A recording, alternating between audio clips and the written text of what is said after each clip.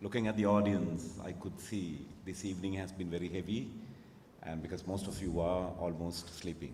So I will keep it very tight, and if possible, to wake you up with some thoughts, because we've got to be honest. And I know after me, there are two speakers. So keep your energy, and I promise you I'll be short. I was very reluctant to take this invitation to review this journal, particularly for two reasons.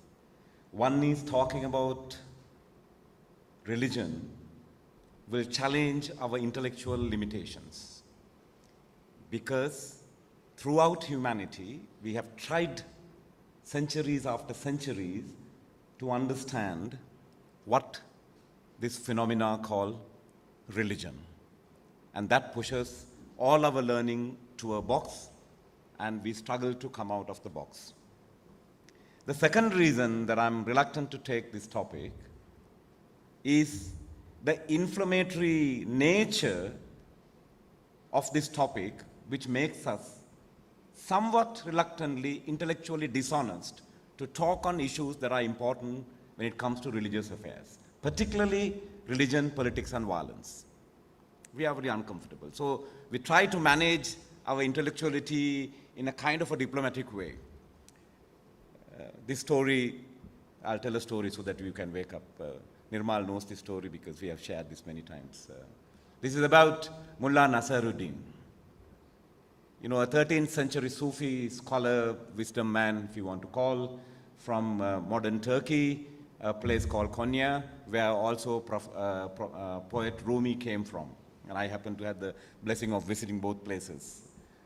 Mullah Nasaruddin was one night under a lamp, street lamp, searching for something very frantically.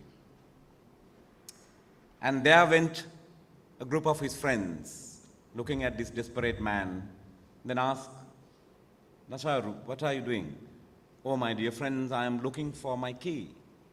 Then, of course, you know how difficult if you lose your car key or home key, or for that matter, modernly your password, you know. So all friends got together to help him. And after a while, they were so tired because there was no progress in this. Then suddenly a friend asked, "Nazar, actually, where did you lose your key?" And Mullah Nasruddin said, "Oh, I lost the key about 2 miles away in that darkness." So you know the reaction. They used some good words on him and said, "Why are you looking for the key here? You know, this is where I have enough light. This is comfortable for me to search here." When it comes to religious affairs and talking about religion, this is exactly what we do most of the time. We roam around, or modern term, we send our intellectual drones to hover around the most comfortable areas.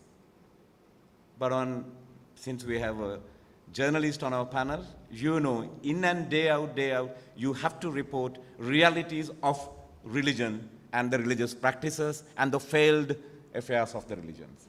I think, number one, this journal, I wish that this journal will not limit to that kind of intellectual comfort zones, but will be a pioneer journal which will ask, sometimes probing, sometimes disturbing, and hopefully at times challenging questions.